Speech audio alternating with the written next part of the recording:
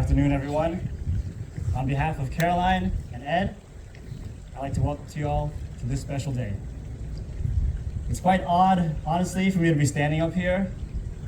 If you had told me when I was 4 years old that one day I'd be officiating my mom's wedding, I would have said, wait, mom and dad are separating? But luckily, I'm no longer 4 years old. And instead of the surprise and confusion I would have felt back then, instead I met with feelings of relief and gratitude. Caroline and Ed have had a unique journey. Some people these days meet on apps like Hinge, others meet on apps like Tinder. Caroline and Ed, they met on Match.com. And there was a sort of destined timing about it too. Ed had only just signed up for Match.com, but Caroline, kind of tired of the process, decided to renew for just one more month. But who would have thought that one extra month could be the start of a new lifetime together? When they met for their first date, things didn't quite go as planned. They were supposed to have dinner at Fort McKinley, but when Ed got there first, the kitchen was already closing. And then when Caroline showed up, she was kind of walking sideways and around Ed, not even really walking towards him, as if she wasn't sure about this whole thing. They ended up going to Jack's restaurant that night instead. And although things didn't really start off as planned, all of a sudden, they were the last ones in the restaurant, chatting the night away, leaving all the workers waiting for them to finish so they could clock out and go home. For Caroline, Ed already seemed like a smart and nice guy based on his online profile. Even though she didn't really understand a thing about what he wrote about Chomsky, philosophers like Foucault, or Bob Marley, she thought, wow, this sounds pretty good. After they met, her first impression stayed that way. She thought he was a smart guy who spoke well, and in her words, was better looking in person. For Ed, it was almost charming that she didn't really understand his bio. She was easygoing, effortless to talk to, and just disarming enough to make him feel more like himself. And I remember when Ed first came around too. Caroline really could not stop talking to him on the phone. Even when she was on a family trip in Chicago with her kids and her daughter-in-law, she would call him every single chance that she could get. It honestly made me happy to see her so excited to talk to her new boyfriend. In the years that followed, Caroline and Ed would come to learn more both about and from each other.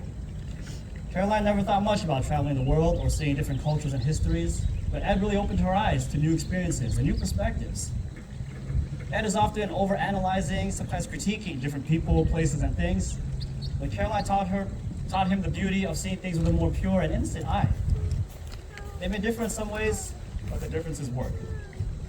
And they accept all the parts of each other, even the really annoying ones.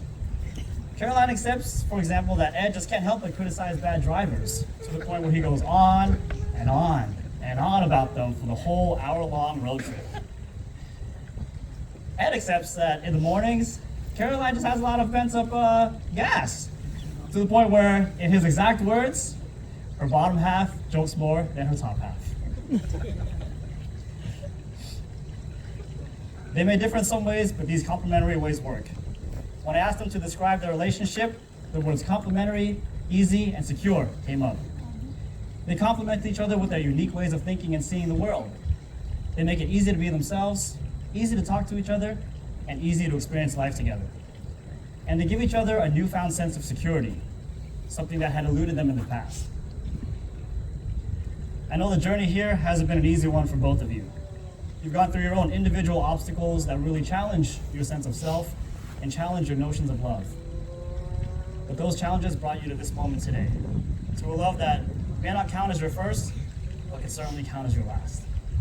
And as we all know, the best is saved for last.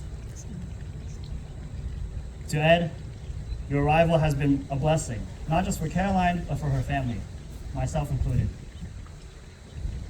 Thank you for sharing with her the world and all of its experiences, for letting her live a life that she had to give up to raise her kids, and for giving her a love that she's long deserved. Thank you for taking care of my mom.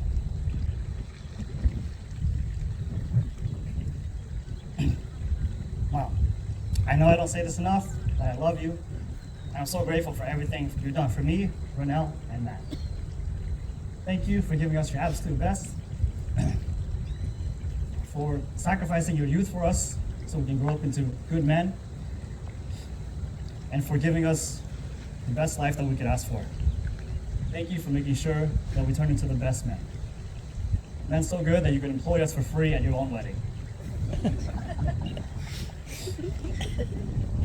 Both of you have sparked new joy, new meaning, and new life into each other's worlds, and now it's time to hear it directly.